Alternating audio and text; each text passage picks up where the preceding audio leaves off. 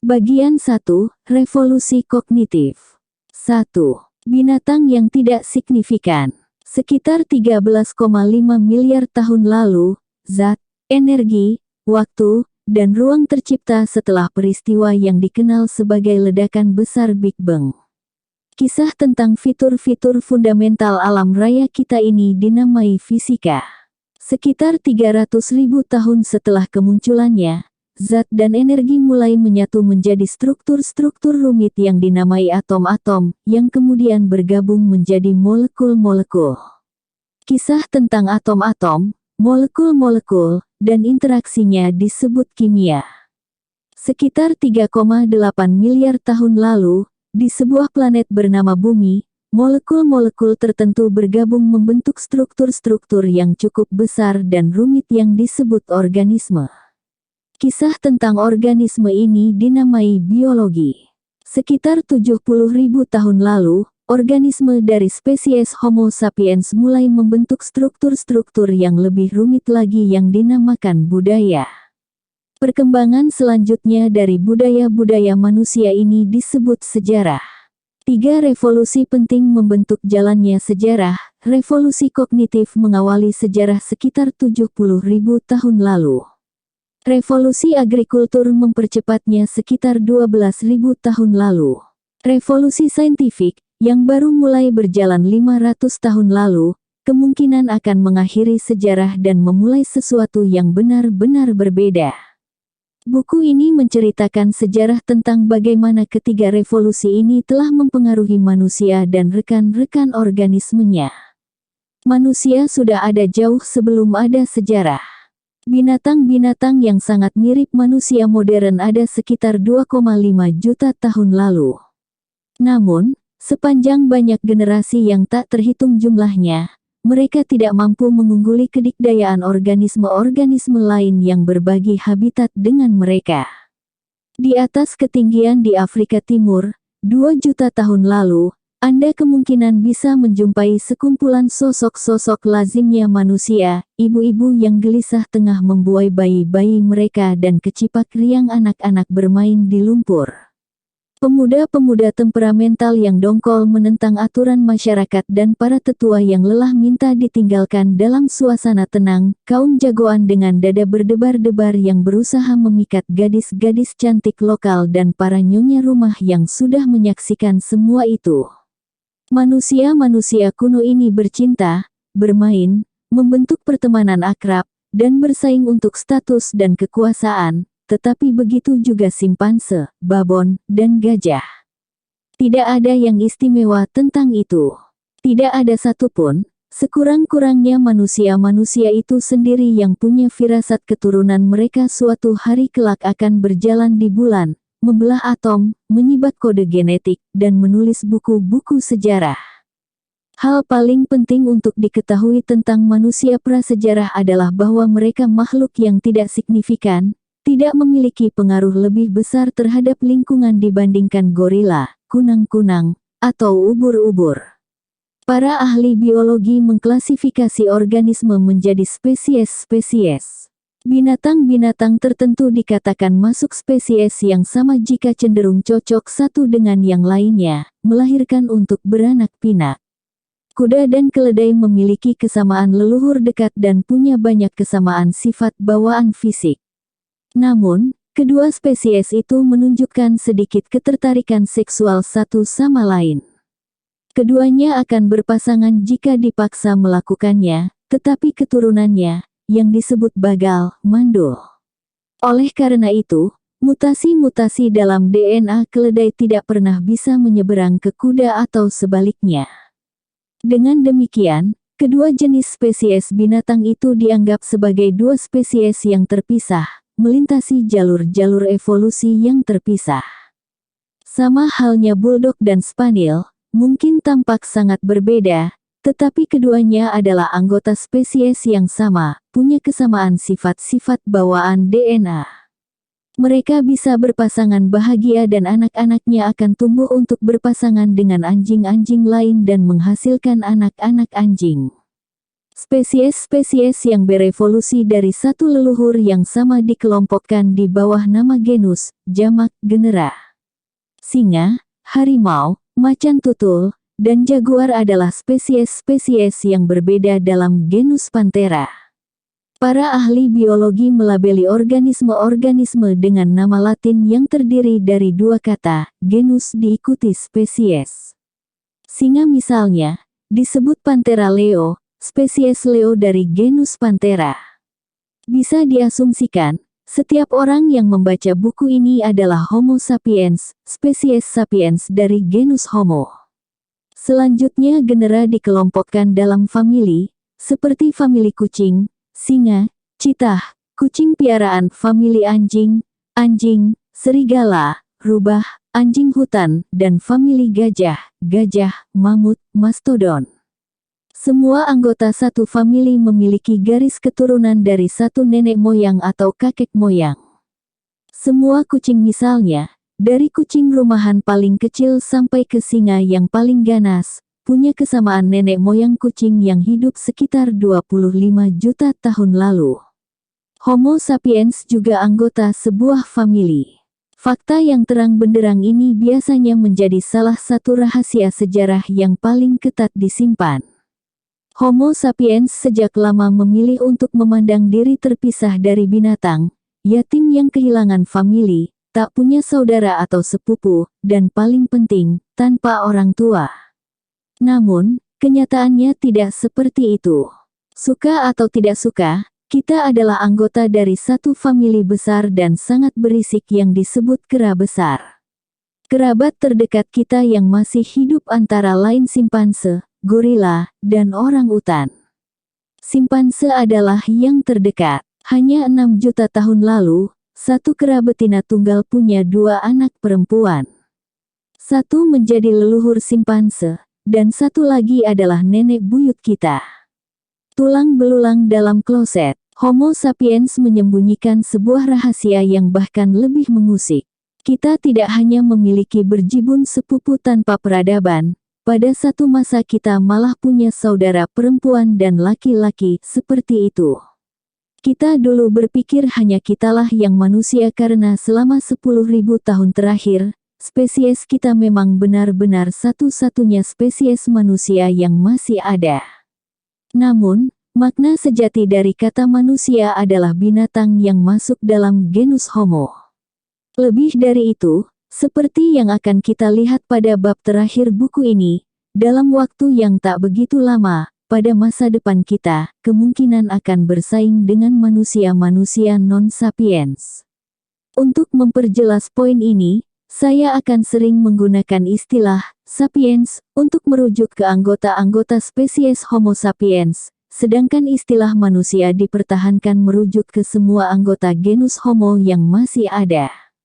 Manusia pertama kali berevolusi di Afrika Timur sekitar 2,5 juta tahun lalu dari satu genus kera lebih awal yang dinamakan Australopithecus, yang berarti kera selatan. Sekitar 2 juta tahun lalu, sebagian dari manusia kuno laki-laki dan perempuan ini meninggalkan tanah air mereka dalam perjalanan melintasi dan menetap di area luas Afrika Utara, Eropa, dan Asia. Karena untuk bertahan dalam hutan-hutan bersalju di Eropa Utara memerlukan kemampuan-kemampuan yang berbeda dari yang diperlukan untuk tinggal di belantara Indonesia yang hangat, populasi manusia berevolusi ke arah yang berbeda-beda pula. Hasilnya adalah beberapa spesies berbeda, yang masing-masing oleh para ilmuwan ditandai dengan nama Latin yang mentereng. Manusia-manusia di Eropa dan Asia Barat berevolusi menjadi Homo neanderthalensis, manusia dari lembah Neander, yang secara populer dirujuk begitu saja sebagai Neanderthal. Neanderthal, yang lebih gempal dan lebih berotot daripada kita, sapiens, beradaptasi baik dengan iklim dingin Eurasia Barat pada zaman es. Semakin ke timur, wilayah Asia dihuni oleh Homo erectus, manusia tegak, yang bertahan mendekati 2 juta tahun, menjadikannya spesies manusia paling awet. Rekor ini agaknya tak akan terpecahkan, bahkan oleh spesies kita sendiri. Namun, Patut diragukan apakah Homo sapiens masih akan ada dalam kisaran 1000 tahun dari sekarang, jadi 2 juta tahun jelas bukan tandingan kita. Di Pulau Jawa Indonesia, hidup Homo soloensis, manusia dari lembah Solo yang cocok dengan kehidupan di wilayah tropis. Di pulau lain Indonesia, pulau kecil Flores, manusia kuno menjalani proses pengerdilan. Manusia pertama mencapai Flores ketika permukaan air laut sangat surut dan pulau itu dengan mudah bisa diakses dari daratan utama. Ketika laut pasang, sebagian orang terperangkap di pulau yang miskin sumber daya. Orang-orang besar yang membutuhkan banyak makanan, mati lebih dahulu. Sedangkan orang-orang yang lebih kecil bisa lebih lama bertahan. Selama beberapa generasi, orang-orang Flores menjadi kerdil. Spesies unik ini, yang dikenal para ilmuwan sebagai Homo floresiensis, mencapai tinggi maksimum hanya 1 meter dengan berat tak lebih dari 25 kg.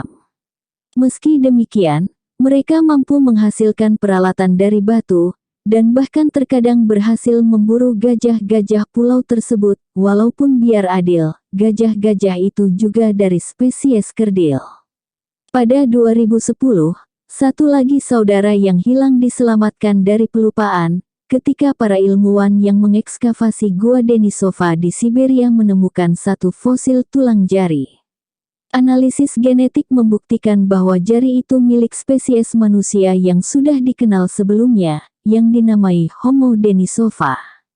Siapa yang tahu berapa banyak kerabat kita yang hilang sesungguhnya sedang menunggu untuk ditemukan di gua-gua lain, di pulau-pulau lain, dan daerah-daerah lain. Ketika manusia-manusia ini berevolusi di Eropa dan Asia, evolusi di Afrika Timur juga tidak berhenti. Buayan kemanusiaan terus memelihara spesies-spesies baru, seperti Homo rudolfensi, manusia dari Danau Rudolf, Homo ergaster, manusia pekerja, dan akhirnya spesies kita, yang dengan lancang kita namai Homo sapiens, manusia bijaksana. Para anggota dari sebagian spesies ini berbadan besar dan yang lainnya kerdil. Sebagian adalah para pemburu yang menakutkan dan yang lain penjelajah tumbuh-tumbuhan yang lemah lembut. Sebagian hanya tinggal di sebuah pulau, sedangkan banyak yang lain berkelana melintasi batas-batas benua. Namun, semua itu tetap anggota genus Homo. Mereka semua manusia. Ada pandangan yang salah kaprah bahwa spesies-spesies ini diatur dalam garis keturunan lurus, yakni ergaster menurunkan erectus, erectus menurunkan Neandertal, dan Neandertal berevolusi menjadi kita. Model linear ini memberi kesan keliru bahwa dalam satu kurun waktu tertentu hanya satu tipe manusia yang menghuni bumi, dan seluruh spesies sebelumnya semata-mata model-model yang lebih lama daripada kita. Yang benar adalah bahwa dari sekitar 2 juta tahun lalu sampai 10.000 tahun lalu, dunia menjadi tempat hunian pada waktu yang sama bagi beberapa spesies manusia. Dan mengapa tidak? Kini ada banyak spesies rubah, beruang, dan babi. Bumi 100 milenium lalu dihuni oleh paling sedikit 6 spesies manusia. Eksklusivitas kita saat inilah, bukan masa lalu multispesies yang istimewa dan mungkin memberatkan. Sebagaimana akan kita lihat segera, kita sapiens memiliki alasan yang baik untuk menindas memori tentang saudara-saudara kita. Harga dari berpikir. Terlepas dari banyak perbedaannya, semua spesies manusia memiliki beberapa kesamaan karakteristik yang mencirikannya. Yang paling utama, manusia memiliki otak yang sangat besar dibandingkan binatang-binatang lain. Mamalia dengan berat 60 kg rata-rata memiliki ukuran otak 200 cm kubik. Manusia laki-laki dan perempuan paling awal, 2,5 juta tahun lalu, memiliki otak berukuran sekitar 600 cm kubik. Sapiens modern mengusung otak rata-rata 1200 sampai 1400 cm kubik. Otak Neandertal bahkan lebih besar. Bahwa evolusi harus memilih otak-otak yang lebih besar bagi kita mungkin seperti tak punya otak. Kita begitu keranjingan dengan tingginya kecerdasan kita sehingga berasumsi bahwa dalam hal kekuatan cerebral, yang lebih besar pasti lebih baik. Namun jika demikian, famili kucing juga tentu menghasilkan kucing-kucing yang bisa mengerjakan kalkulus. Mengapa genus Homo menjadi satu-satunya dalam kerajaan binatang yang memiliki mesin berpikir begitu besar? Faktanya adalah bahwa otak jumbo adalah saluran jumbo dalam tubuh. Tidak mudah untuk membawa-bawa, terutama ketika terbungkus dalam tengkorak yang besar. Bahkan, lebih sulit untuk memberinya energi. Dalam Homo sapiens, otak menyumbang 2-3% total berat tubuh, tetapi mengonsumsi 25% energi tubuh ketika tubuh beristirahat. Bandingannya, otak kera hanya butuh 8% energi saat istirahat. Manusia-manusia kuno harus menanggung besarnya otak itu untuk dua hal. Pertama, mereka menghabiskan waktu lebih banyak untuk mencari makanan. Kedua, otot-otot mereka mengalami penyusutan. Layaknya sebuah pemerintahan yang mengalihkan dana dari pertahanan untuk pendidikan, manusia mengalihkan energi dari otot ke otak. Nyaris tak terelakkan untuk menyimpulkan bahwa ini merupakan strategi bagus untuk bertahan di savana. Seekor simpanse tak bisa menang berdebat dengan Homo sapiens, tetapi kera bisa mencabik-cabik manusia seperti boneka butut. Hari ini besarnya otak berbuah manis karena kita bisa memproduksi mobil dan senjata yang memungkinkan kita bergerak lebih cepat dari simpanse, dan menembak mereka dari jarak aman, ketimbang bergulat. Namun, mobil dan senjata adalah fenomena baru. Selama lebih dari 2 juta tahun, jaringan otak manusia tumbuh dan terus tumbuh, tetapi di luar pisau batu dan tombak, manusia tak punya banyak hal yang bisa diandalkan. Lalu, apa yang mendorong maju evolusi otak besar manusia dalam waktu 2 juta tahun itu? Sejujurnya, kita tidak tahu. Satu sifat bawaan tunggal lain yang dimiliki manusia adalah bahwa kita berjalan tegak di atas 2 kaki.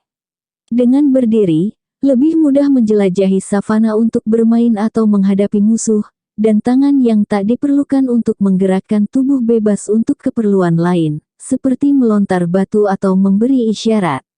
Semakin banyak hal yang bisa dilakukan tangan, semakin sukses pemiliknya sehingga tekanan evolusi mendatangkan peningkatan konsentrasi pada otak dan otot-otot motorik halus di telapak tangan dan jemari. Hasilnya, manusia bisa mengerjakan pekerjaan-pekerjaan yang sangat rumit dengan tangan mereka. Lebih khusus, mereka bisa menghasilkan dan menggunakan alat-alat yang lebih canggih. Bukti pertama produksi peralatan menunjukkan periode sekitar 2,5 juta tahun lalu, dan pembuatan serta penggunaan alat-alat itu menjadi kriteria yang dipakai para arkeolog untuk mengenali manusia-manusia kuno.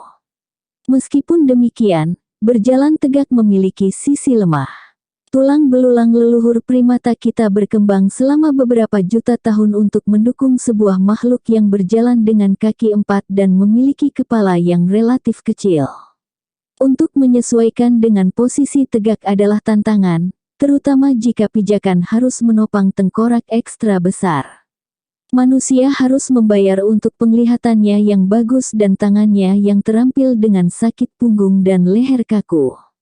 Perempuan bahkan lebih berat. Berdiri tegak mengharuskan panggul yang lebih sempit sehingga mempersempit saluran kelahiran, dan semakin berat saat kepala bayi tumbuh menjadi semakin besar. Kematian saat melahirkan menjadi bahaya utama bagi manusia perempuan.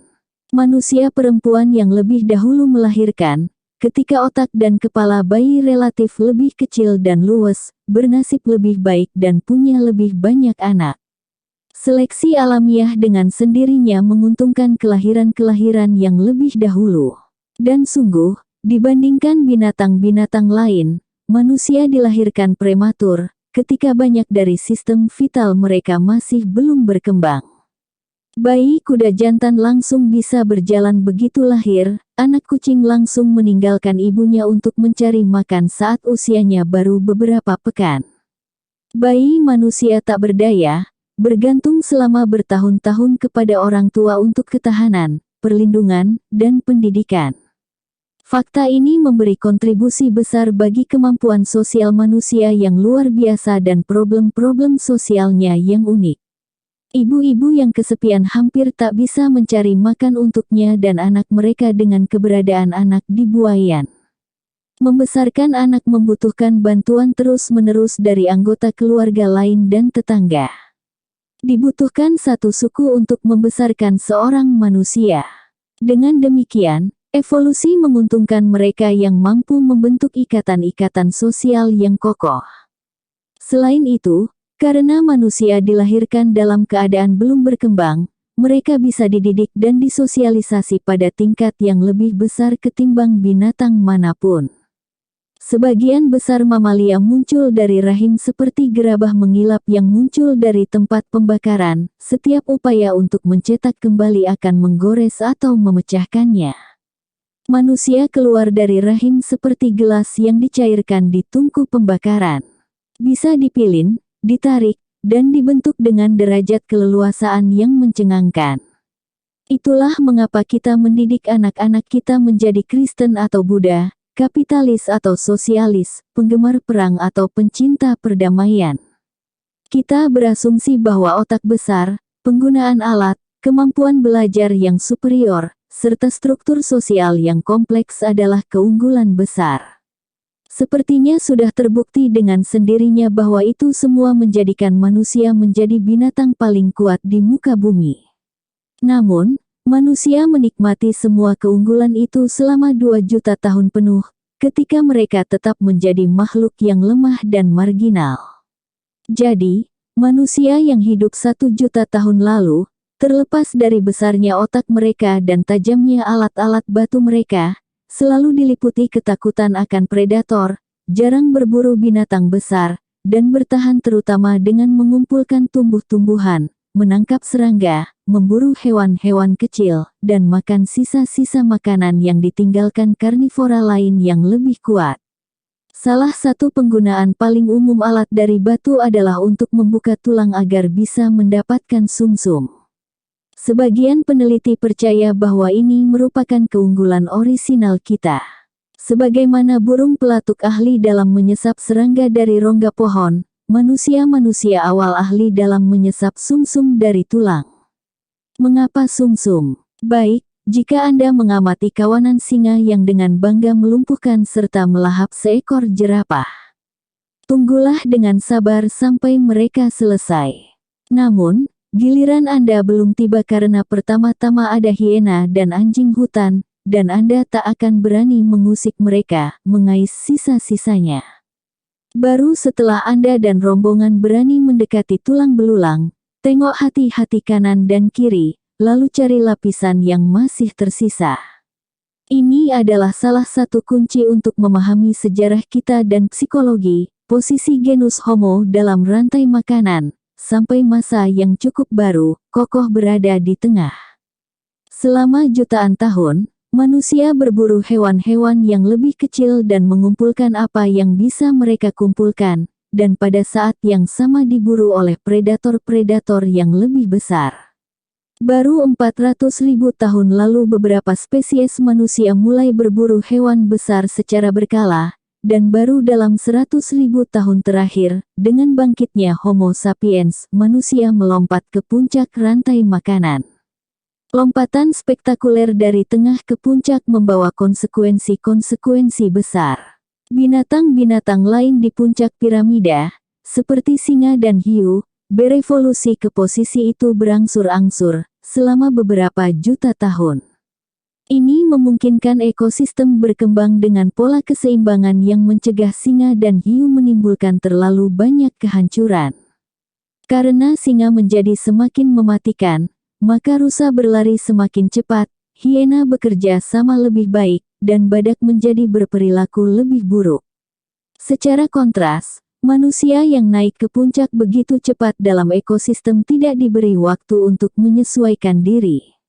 Lebih dari itu, manusia sendiri memang gagal untuk menyesuaikan diri. Sebagian besar predator teratas di planet adalah makhluk-makhluk gagah perkasa. Jutaan tahun kekuasaan memberi mereka kepercayaan diri. Sapiens, sebaliknya lebih seperti sebuah diktator republik pisang kerajaan yang ringkih. Dalam posisi kalah di savana, kita diliputi ketakutan dan kecemasan, yang menyebabkan berlipatnya kekejaman dan bahaya kita. Banyak bencana historis, dari perang-perang mematikan sampai ke bencana ekologis, bersumber dari lompatan yang terlalu gegabah ini. Ras juru masak. Satu langkah signifikan dalam jalur menuju puncak itu adalah domestikasi api. Sebagian spesies manusia sudah menggunakan api sejak 800.000 tahun lalu.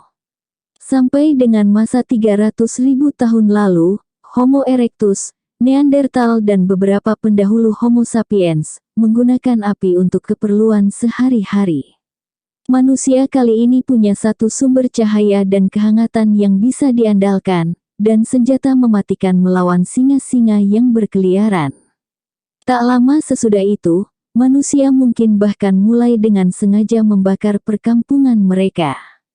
Pembakaran yang dikelola dengan hati-hati bisa mengubah belukar rimbun menjadi lahan rumput yang baik untuk bermain.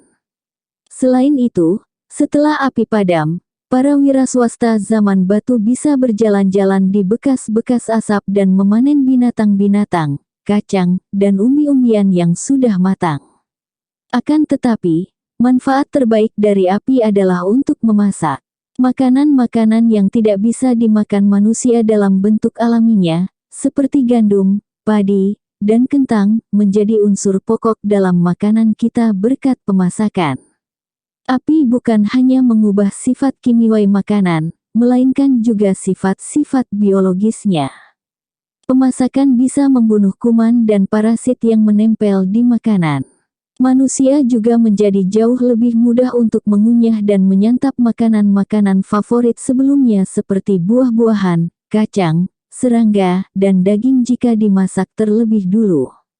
Kalau simpanse butuh waktu 5 jam sehari untuk mengunyah makanan mentah, 1 jam saja sudah cukup bagi manusia untuk makan masakan yang sudah dimasak. Kebangkitan memasak memungkinkan manusia makan lebih banyak jenis makanan, dan membutuhkan waktu lebih sedikit untuk makan, dan itu cocok dengan gigi-giginya yang lebih kecil dan usus-ususnya yang lebih pendek. Sebagian sarjana percaya ada kaitan langsung antara kemunculan memasak, pemendekan usus manusia, dan pertumbuhan otak manusia. Karena usus yang panjang dan otak yang besar mengonsumsi lebih banyak energi, sulit untuk memenuhi kebutuhan keduanya.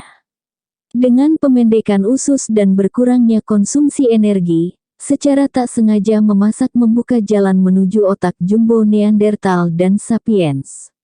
Api juga membuka jarak signifikan pertama antara manusia dan binatang-binatang lain. Kekuatan hampir semua binatang bergantung pada tubuh mereka, kekuatan otot, ukuran gigi, dan lebarnya sayap. Meskipun bisa memanfaatkan angin dan arus, mereka tak bisa mengendalikan kekuatan alam, dan selalu terhambat oleh desain fisik mereka.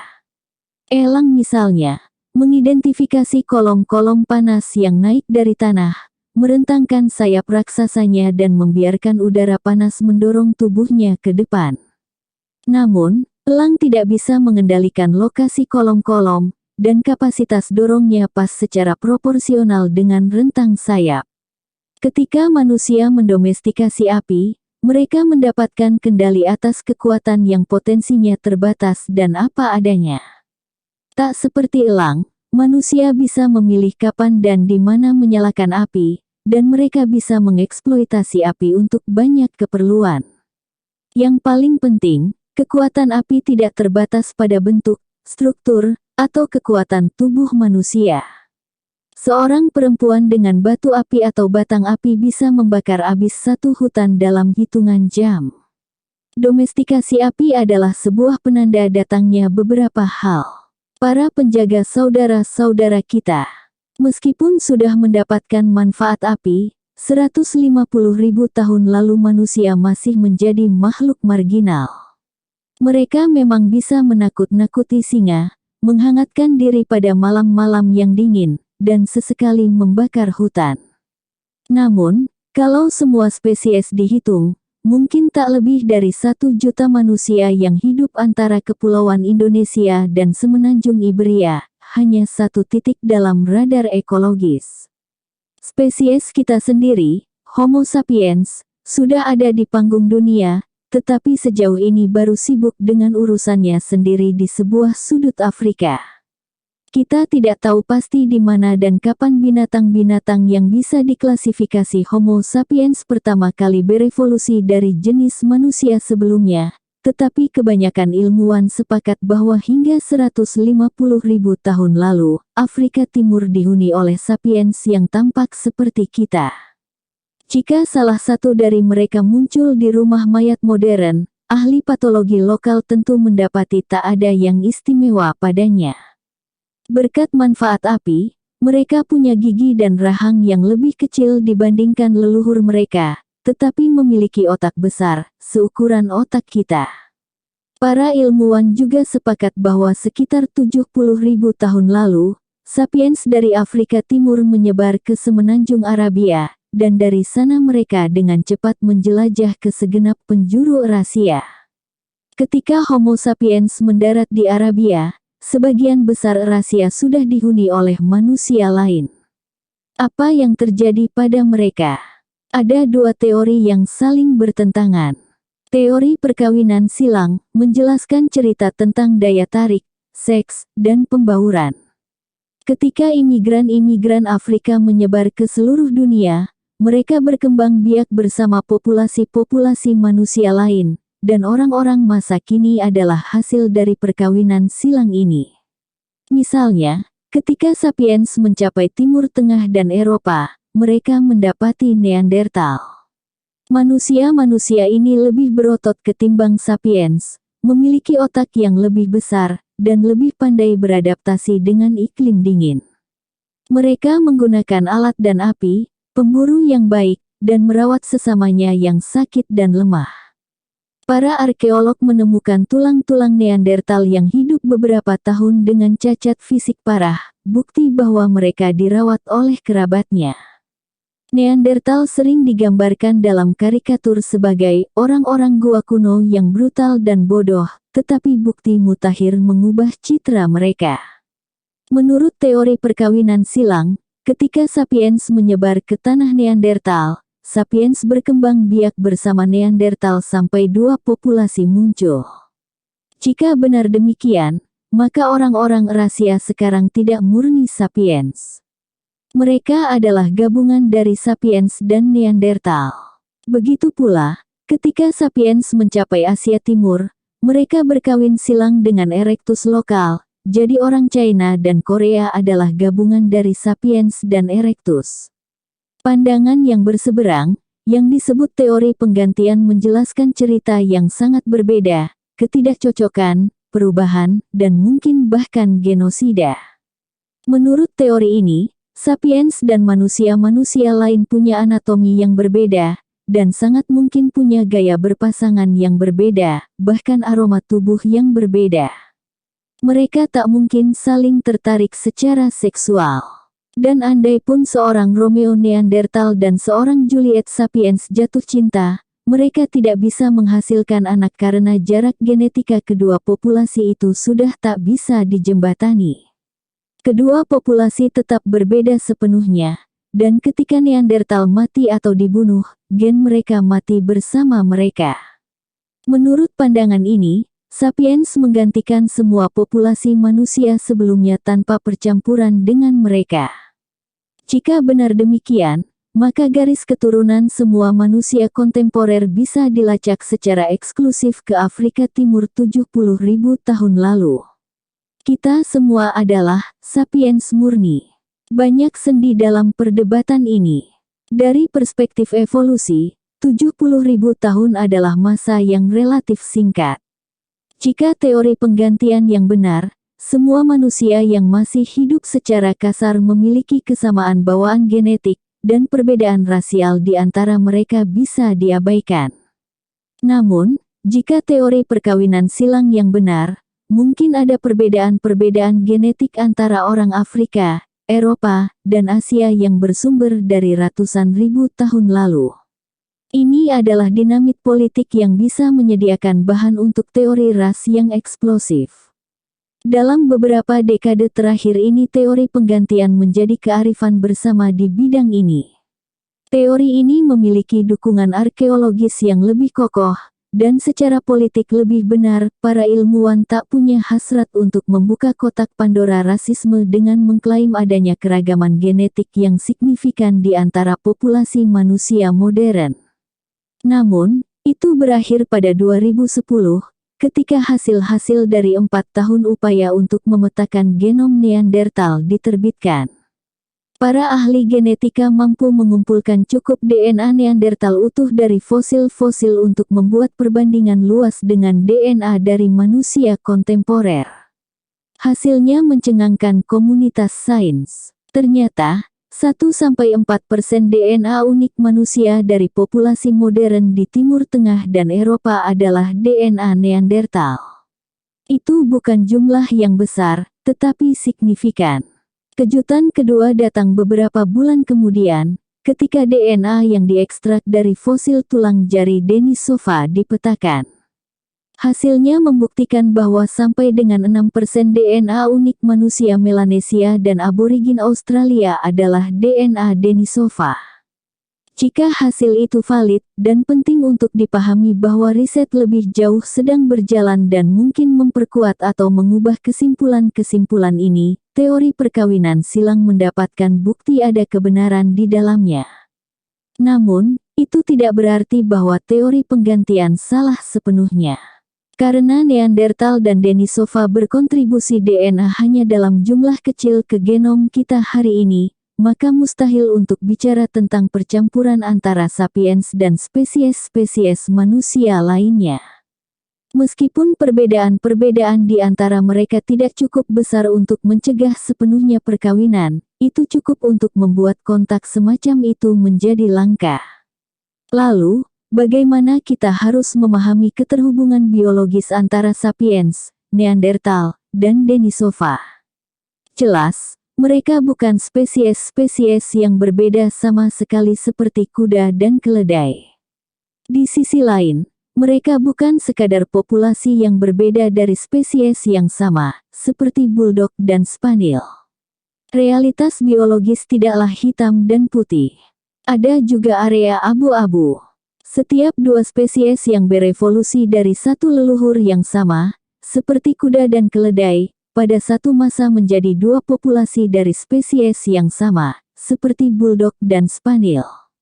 Pasti ada satu titik ketika kedua populasi sudah pada keadaan yang berbeda antara satu dengan yang lainnya, tetapi sesekali masih bisa berhubungan seks dan menghasilkan keturunan yang bisa berbiak tidak mandul. Kemudian, mutasi lain yang terjadi menghapus garis penghubung terakhir itu, dan menempuh jalan evolusi terpisah. Tampaknya, sekitar 500.000 tahun lalu, sapiens, Neandertal, dan Denisova berada di titik garis perbatasan itu. Mereka hampir, tetapi belum sampai, menjadi spesies yang terpisah sepenuhnya. Seperti yang akan kita lihat pada bab berikutnya, sapiens sudah sangat berbeda dari Neandertal dan Denisova, tidak hanya dalam kode genetika dan sifat-sifat bawaan fisiknya, tetapi juga dalam kemampuan kognitif dan sosialnya. Meskipun demikian, masih dimungkinkan juga, walau sangat jarang satu sapiens dan satu Neandertal menghasilkan keturunan yang bisa berbiak.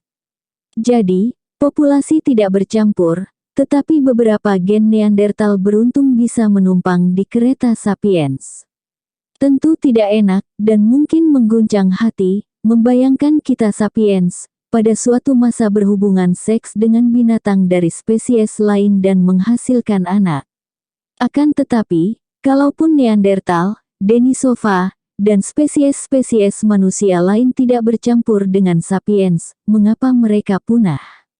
Salah satu kemungkinannya adalah Homo sapiens memunahkan mereka. Bayangkan satu kawanan sapiens mencapai sebuah lembah di Balkan tempat Neandertal sudah hidup selama ratusan ribu tahun. Pendatang baru itu mulai memburu rusa dan mengumpulkan kacang serta buah beri yang menjadi persediaan makanan tradisional Neandertal. Sapiens adalah pemburu dan penjelajah makanan yang lebih cekap, berkat teknologi dan keterampilan sosial yang lebih superior, sehingga jumlah mereka menjadi berlipat ganda dan menyebar. Neandertal yang sumber dayanya lebih sedikit semakin kesulitan menghidupi diri. Populasi mereka menyusut dan pelan-pelan mati, kecuali mungkin satu atau dua anggota yang bergabung dengan tetangganya, sapiens. Kemungkinan lainnya adalah bahwa kompetisi memperebutkan sumber daya menyala menjadi kerusuhan dan genosida. Toleransi bukanlah ciri sapiens. Dalam abad modern, perbedaan kecil soal warna kulit, dialek, atau agama sudah cukup untuk memicu sekelompok sapiens untuk mengenyahkan kelompok lain. Apa mungkin sapiens kuno lebih toleran terhadap spesies manusia yang berbeda sama sekali? Maka, sangat mungkin terjadi ketika sapiens bertemu Neandertal. Akibatnya adalah kampanye pembersihan etnis pertama dan paling signifikan dalam sejarah. Yang manapun yang terjadi, Neandertal dan spesies-spesies manusia lainnya menyodorkan salah satu warisan besar sejarah dalam bentuk pertanyaan, bagaimana jika? Bayangkan apa yang terjadi kalau Neandertal atau Denisova bertahan bersama Homo sapiens. Jenis budaya, masyarakat, dan struktur politik seperti apa yang akan muncul di dunia, tempat beberapa spesies manusia yang berbeda hidup bersama. Bagaimana misalnya keyakinan religius bermula? Akankah kitab Kejadian mendeklarasikan bahwa Neandertal adalah keturunan Adam dan Hawa? Akankah Yesus meninggal karena dosa-dosa Denisova? Dan akankah Al-Quran sudah mengamankan kursi-kursi di surga untuk semua manusia yang soleh, apapun spesiesnya? Akankah Neandertal mampu melayani legiun-legiun Romawi, atau birokrasi semrawut Imperium China? Akankah deklarasi kemerdekaan Amerika memiliki kebenaran yang terbukti dengan sendirinya bahwa seluruh genus Homo diciptakan setara? Akankah Karl Marx mendesak para buruh dari semua spesies untuk bersatu? Dalam 10.000 tahun terakhir, Homo sapiens semakin terbiasa menjadi satu-satunya spesies manusia sehingga sulit bagi kita untuk membayangkan kemungkinan lain. Ketiadaan saudara menyebabkan lebih mudah untuk membayangkan bahwa kita adalah intisari dari penciptaan, dan bahwa satu jurang memisahkan kita dari anggota lain kerajaan binatang. Ketika Charles Darwin menunjukkan bahwa Homo sapiens hanya satu jenis binatang, orang marah. Bahkan, hari ini banyak orang menolak untuk mempercayainya. Kalaupun Neandertal bertahan, mungkinkah kita masih membayangkan diri kita menjadi makhluk yang terpisah? Mungkin inilah jawaban persisnya mengapa leluhur kita membersihkan Neandertal. Mereka terlalu nyata untuk diabaikan, tetapi terlalu berbeda untuk ditoleransi. Apakah sapiens harus disalahkan atau tidak? Tak lama setelah kedatangan mereka di satu lokasi baru, populasi asli punah. Sisa-sisa terakhir Homo soloensis berasal dari masa sekitar 50.000 tahun lalu. Homo denisova musnah tak lama sesudahnya. Neandertal hadir kira-kira 30.000 tahun lalu. Manusia cebol terakhir punah dari Pulau Flores sekitar 12.000 tahun lalu. Mereka meninggalkan sejumlah tulang belulang, alat-alat batu, beberapa gen DNA, dan banyak pertanyaan tak terjawab. Mereka juga meninggalkan kita, Homo sapiens, spesies manusia terakhir. Apa rahasia kesuksesan sapiens? Bagaimana kita berhasil menetap begitu pesat di banyak habitat yang jauh dan berbeda secara ekologis? Bagaimana kita mendorong spesies-spesies manusia lain ke ruang pelupaan? Mengapa Neandertal yang bahkan kuat, berotak, dan tahan cuaca tidak bisa bertahan melawan serangan kita? Perdebatannya masih terus berkecamuk. Jawaban yang paling mungkin adalah sesuatu yang memungkinkan adanya perdebatan itu. Homo sapiens menaklukkan dunia berkat bahasanya yang unik. Pohon pengetahuan. Dalam bab sebelumnya kita melihat bahwa meskipun sapiens sudah menghuni Afrika Timur 150.000 tahun lalu, mereka mulai menjelajah wilayah lain di planet bumi dan mendorong spesies manusia lain punah baru sekitar 70.000 tahun lalu. Selama beberapa milenium penghubung, sekalipun sapiens kuno ini tampak seperti kita dan otak mereka sebesar otak kita, mereka tidak menikmati keunggulan yang menonjol atas spesies-spesies manusia lainnya, tidak menghasilkan alat-alat yang sangat canggih, dan tidak bisa mengerjakan pekerjaan-pekerjaan lain yang istimewa. Faktanya, dalam pertemuan pertama yang tercatat antara sapiens dan Neandertal, Neandertal lah yang menang. Sekitar 100.000 tahun lalu, sekelompok sapiens bermigrasi ke utara menuju Levant, yang merupakan teritori Neandertal, tetapi gagal menancapkan pijakannya. Mungkin itu disebabkan oleh penghuni pribumi, iklim yang buruk, atau tak terbiasa dengan parasit-parasit lokal. Apapun penyebabnya, sapiens pada akhirnya mundur, meninggalkan Neandertal sebagai penguasa Timur Tengah. Prestasi buruk ini membuat para ahli berspekulasi bahwa struktur internal otak sapiens ini mungkin berbeda dari kita. Mereka tampak seperti kita, tetapi kemampuan kognitif mereka, belajar, mengingat, berkomunikasi, jauh lebih terbatas. Mengajari sapiens kuno seperti itu berbahasa Inggris, mengajarkan kebenaran dogma Kristen, memahamkan mereka teori evolusi mungkin menjadi pekerjaan yang sia-sia. Sebaliknya, kita mungkin akan sangat kesulitan mempelajari bahasanya dan memahami cara berpikirnya. Akan tetapi kemudian, diawali sekitar 70.000 tahun lalu, Homo sapiens mulai melakukan hal-hal yang sangat khusus. Pada sekitar masa itu beberapa rombongan sapiens meninggalkan Afrika untuk kali kedua.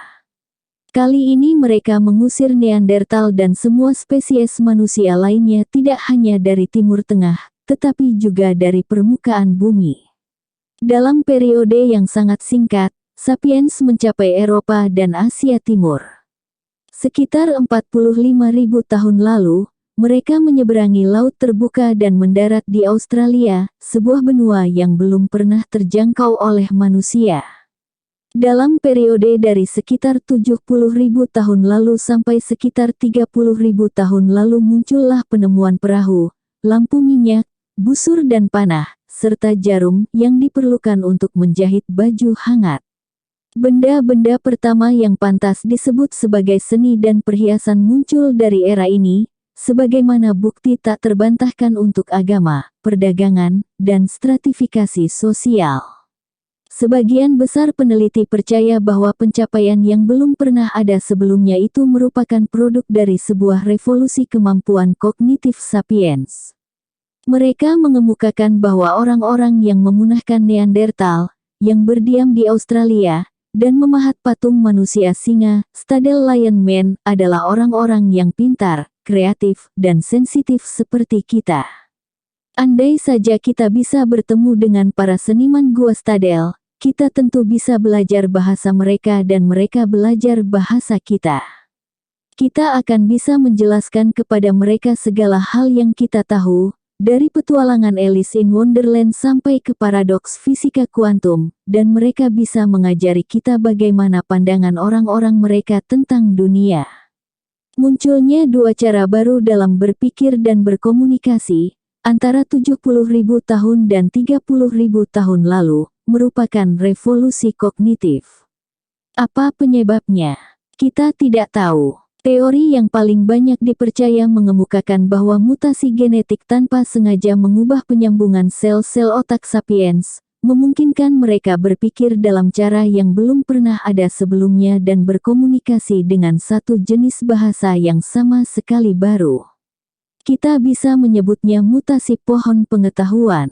Mengapa itu lebih mungkin terjadi pada DNA sapiens ketimbang Neandertal? Sejauh yang bisa kita pahami, itu semata-mata masalah kesempatan saja. Namun, yang lebih penting untuk dipahami adalah konsekuensi dari mutasi pohon pengetahuan ketimbang penyebabnya. Apa keistimewaan bahasa baru sapiens yang memungkinkan kita menaklukkan dunia? Itu bukan bahasa yang pertama. Setiap binatang punya sebentuk bahasa. Bahkan serangga, seperti lebah dan semut, tahu bagaimana berkomunikasi dengan cara yang canggih, menginformasikan ke rekannya tentang keberadaan makanan. Itu juga bukan bahasa vokal pertama. Banyak binatang, termasuk semua spesies kera dan monyet, memiliki bahasa vokal. Misalnya, kera hijau menggunakan seruan-seruan yang bermacam-macam jenisnya untuk berkomunikasi. Para ahli binatang telah mengidentifikasi salah satu seruan itu berarti, hati-hati. Ada elang. Seruan yang agak berbeda bermakna peringatan, awas. Ada singa. Ketika peneliti memutar rekaman seruan pertama ke sekelompok monyet, monyet-monyet itu berhenti dari apa yang sedang mereka lakukan dan mendongak ke atas dalam ketakutan.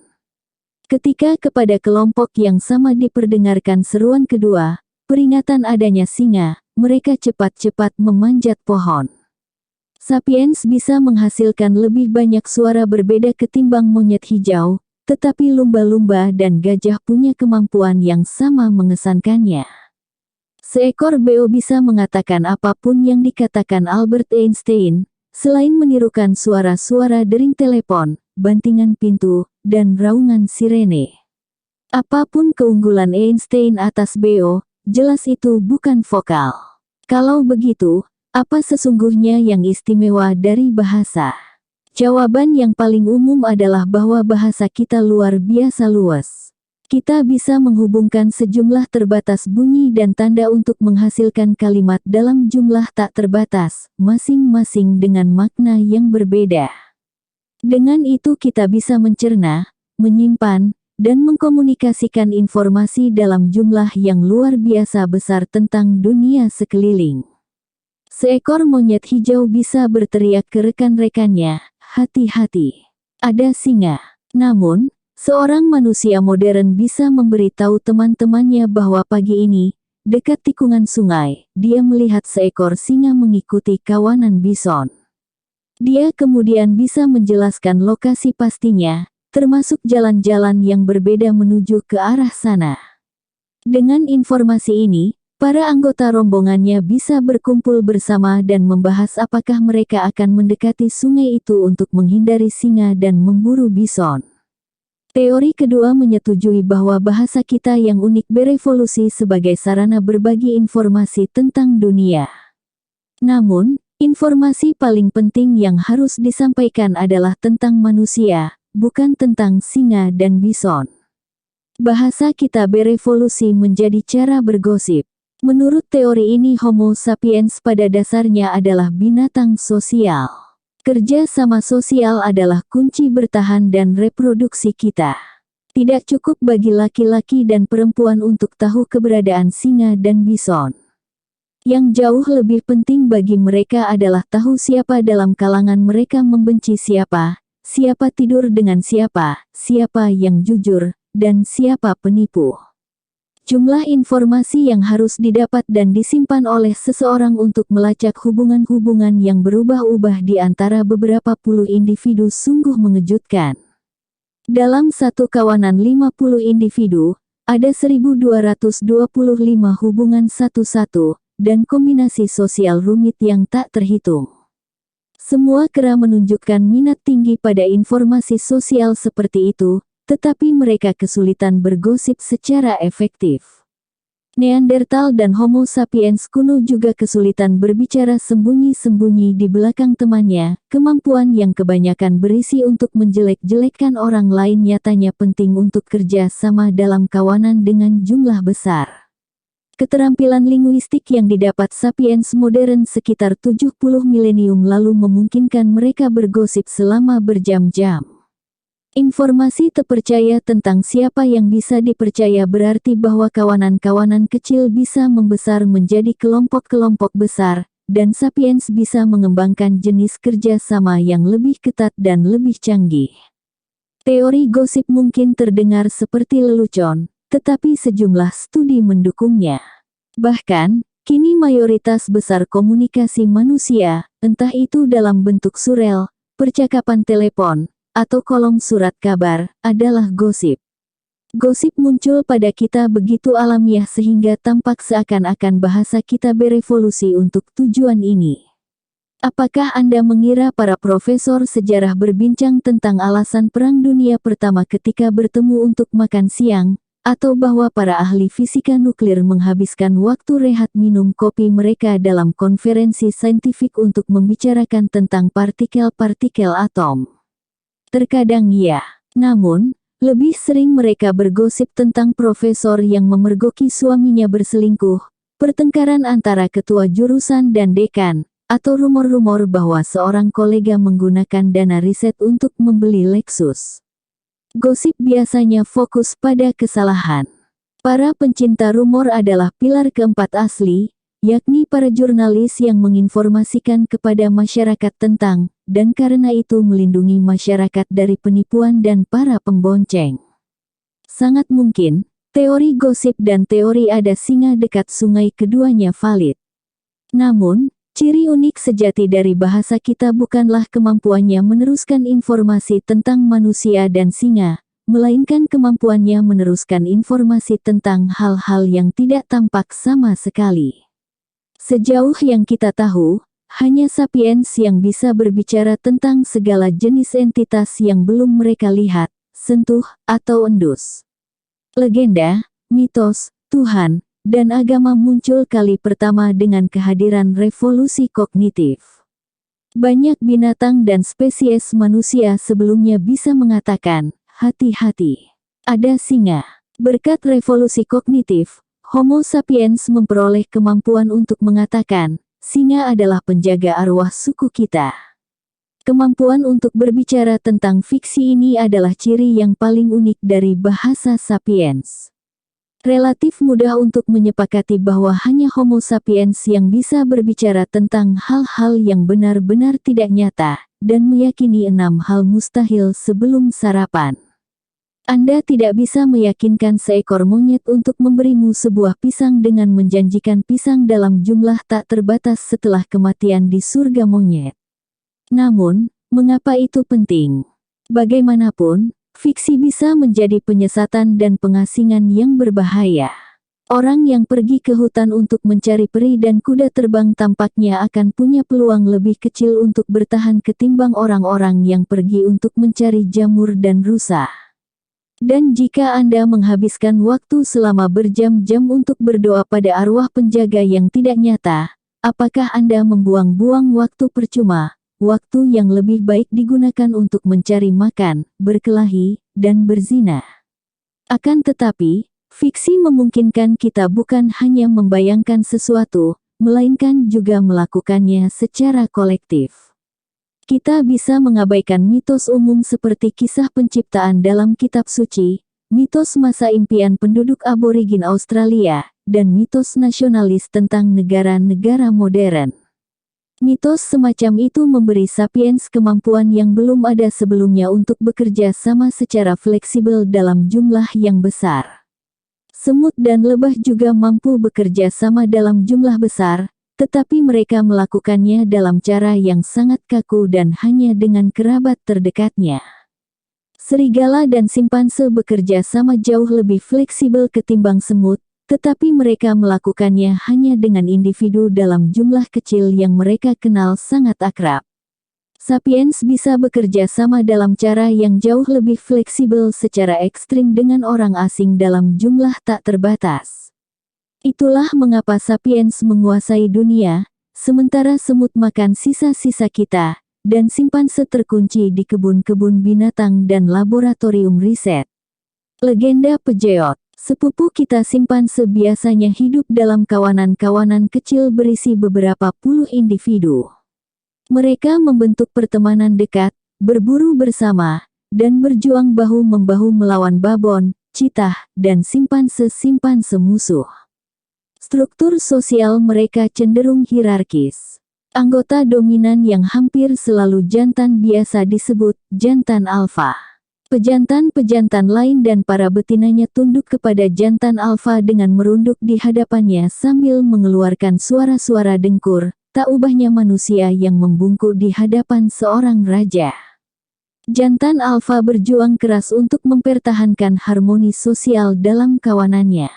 Ketika dua individu berkelahi, ia akan mengintervensi dan menghentikan tindak kekerasan. Tanpa ampun, ia mungkin memonopoli secara istimewa makanan idaman dan mencegah pejantan kelas bawah mengencani betina. Ketika dua pejantan berkelahi untuk posisi alfa, mereka biasanya melakukannya dengan membentuk koalisi pendukung yang besar, baik jantan maupun betina, dari dalam kelompoknya. Ikatan di antara anggota-anggota koalisi didasarkan pada kontak kesehariannya, pelukan, sentuhan ciuman, pembersihan tubuh, dan dukungan timbal balik.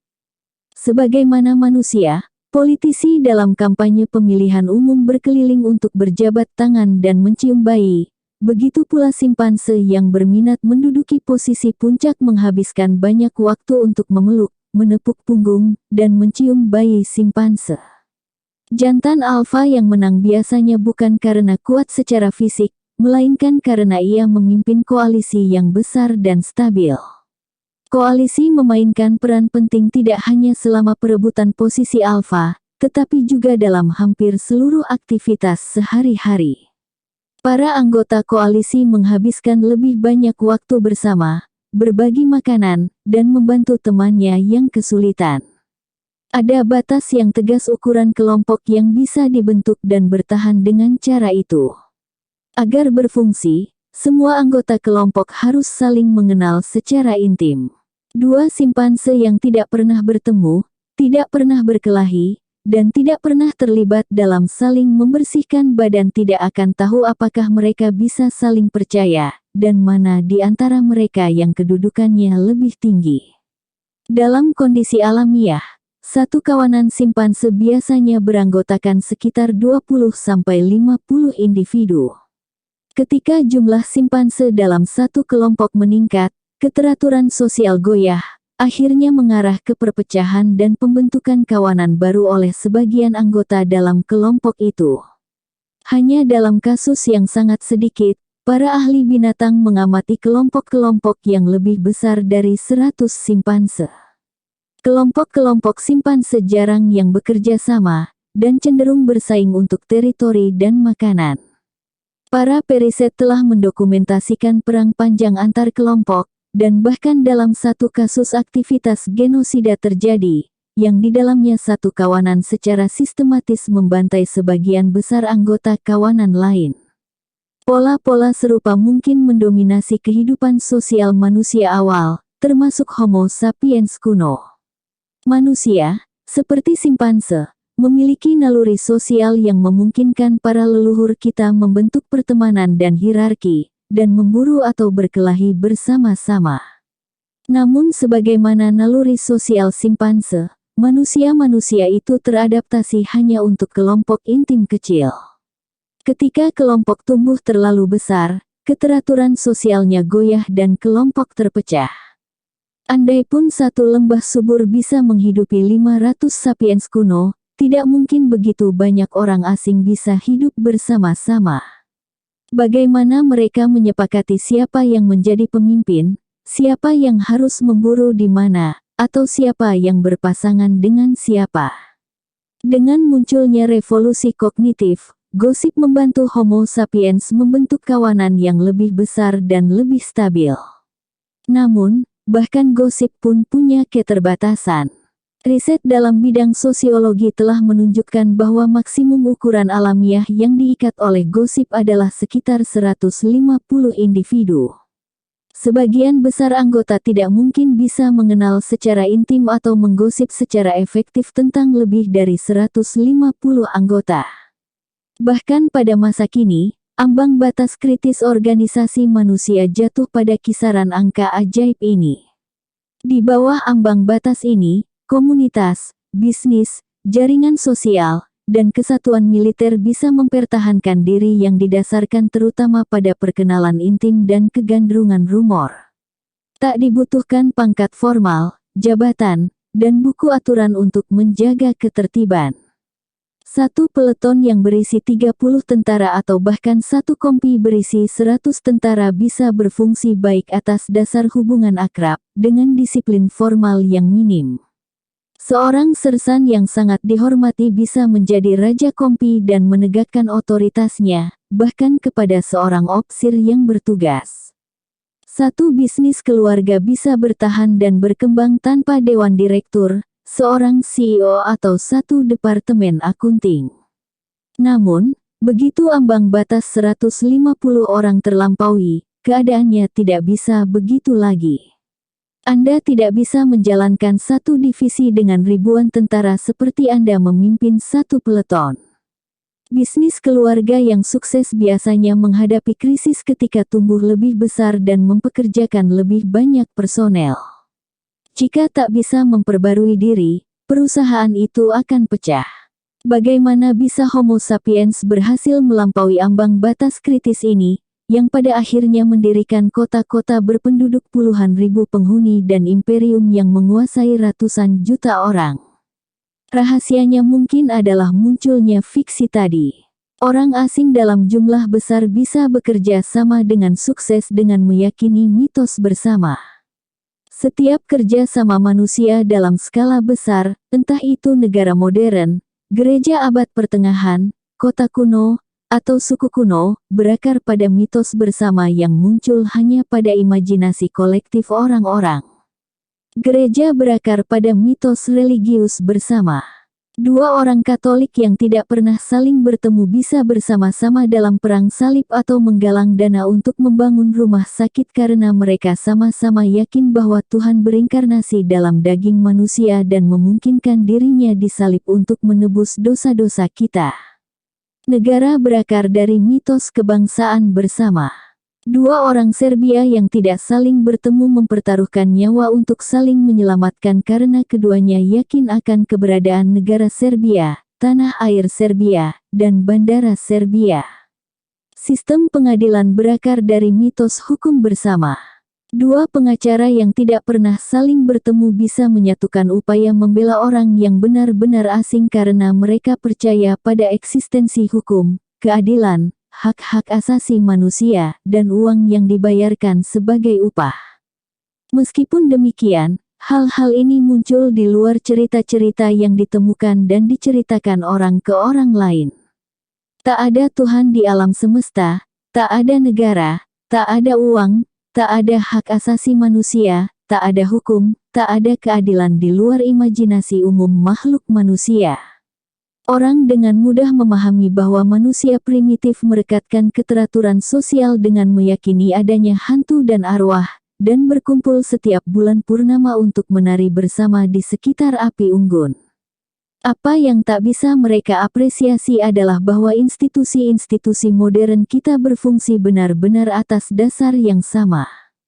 Ambil contoh, dunia korporasi bisnis.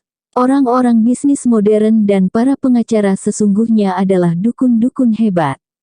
Perbedaan prinsip antara mereka dan suku pedalaman terasing adalah bahwa para pengacara modern menceritakan kisah yang jauh lebih aneh. Legenda pijot memberi kita contoh yang bagus. Sebuah ikon yang agak mirip manusia singa stadel muncul pada masa kini di mobil, truk, dan sepeda motor dari Paris sampai Sydney. Itulah hiasan kap yang menghiasi kendaraan buatan Peugeot, salah satu pabrikan mobil tertua dan terbesar di Eropa. Peugeot bermula dari sebuah bisnis keluarga kecil di desa Valentigney, hanya sekitar 300 km dari Stadel. Kini perusahaan itu mempekerjakan sekitar 200.000 orang di seluruh dunia, sebagian besar adalah orang-orang yang asing satu sama lain.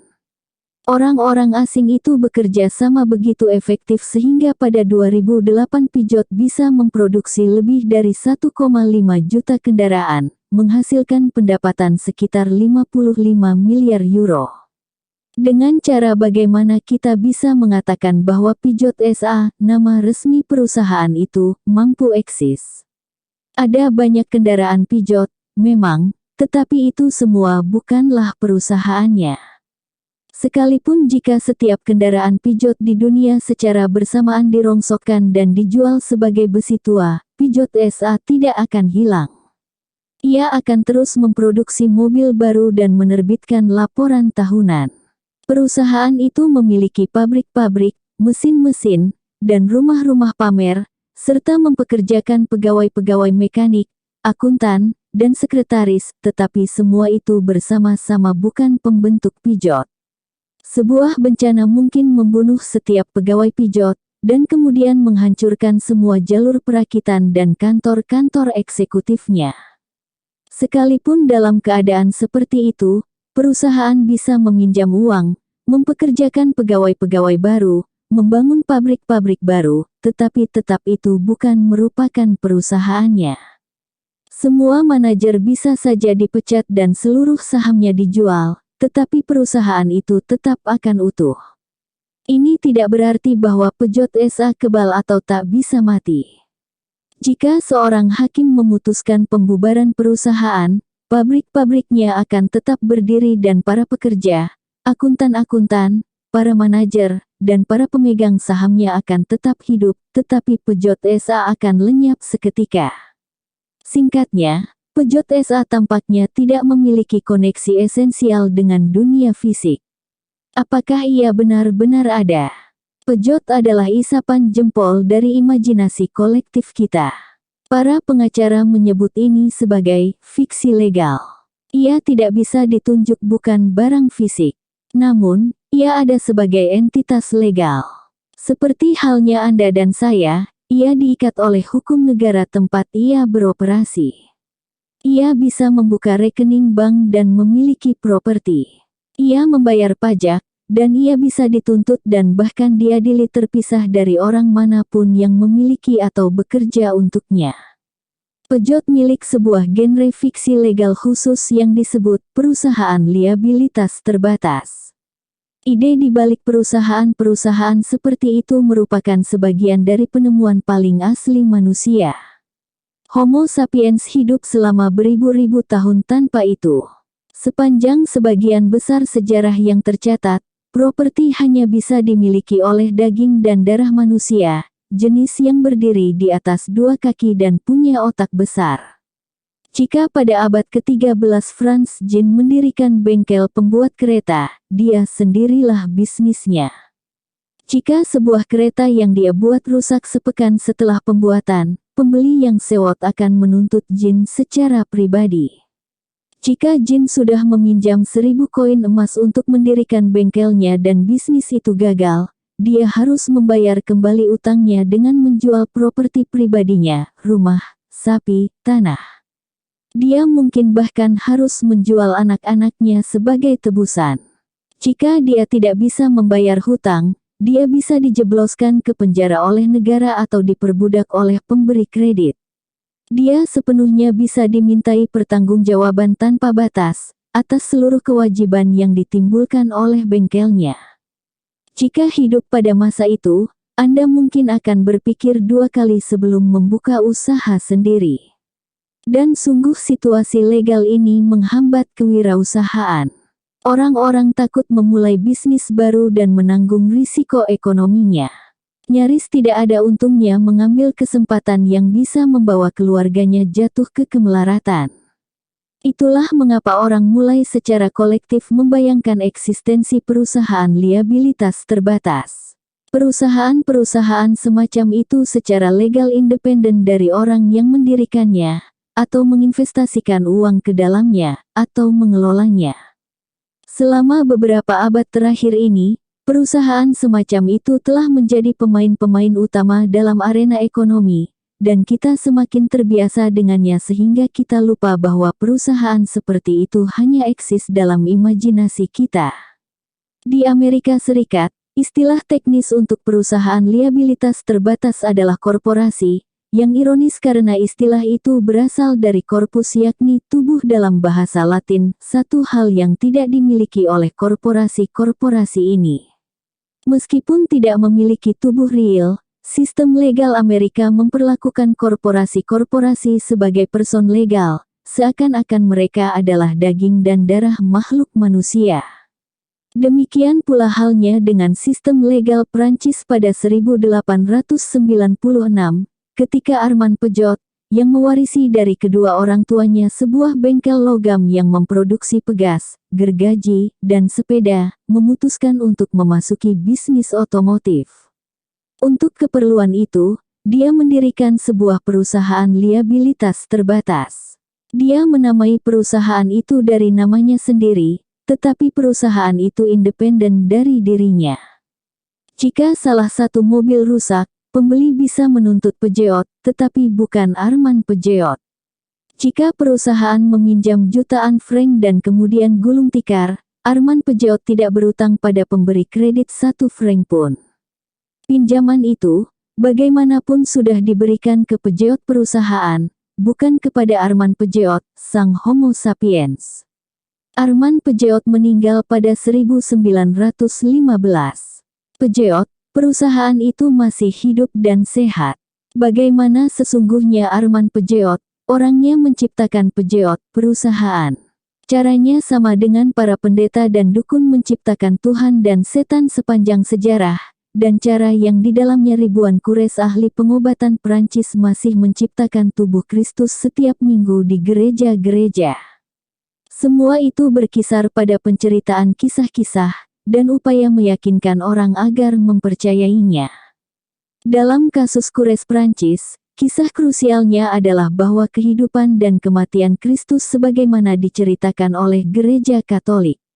Menurut cerita ini, pendeta Katolik yang mengenakan kain suci mengatakan penuh hikmat kata-kata yang tepat pada saat yang tepat, roti anggur duniawi berubah menjadi daging dan darah Tuhan. Pendeta berseru, hoc est corpus mem, ungkapan Latin yang berarti, ini tubuh saya, dan hokus pokus, roti berubah menjadi daging Kristus. Melihat teratur dan hikmatnya pendeta menjalankan semua prosedur itu, jutaan pemeluk Katolik Prancis berperilaku seakan-akan Tuhan benar-benar ada dalam roti dan anggur yang disucikan itu. Dalam kasus Peugeot SA, kisah krusialnya adalah ayat hukum sebagaimana ditulis oleh parlemen Prancis. Menurut para legislator Prancis, jika seorang pengacara bersertifikat mengikuti semua liturgi dan ritual yang benar, menulis semua mantra dan sumpah yang diwajibkan pada selembar kertas yang dihiasi sangat bagus, dan membubuhkan tanda tangannya yang penuh hiasan di bagian bawah dokumen, maka abrakadabra. Sebuah perusahaan baru telah didirikan. Ketika Armand Peugeot, pada 1896 ingin menciptakan perusahaannya, dia membayar seorang pengacara menjalankan semua prosedur suci itu. Begitu pengacara selesai melakukan ritual yang benar dan melafalkan semua mantra dan sumpah yang diperlukan, jutaan penduduk Prancis yang berdiri tegak berperilaku seakan-akan perusahaan Peugeot benar-benar ada. Menceritakan kisah-kisah yang efektif tidaklah mudah. Kesulitannya tidak terletak pada bagaimana menceritakan kisah itu, tetapi pada bagaimana meyakinkan setiap orang lain untuk mempercayainya.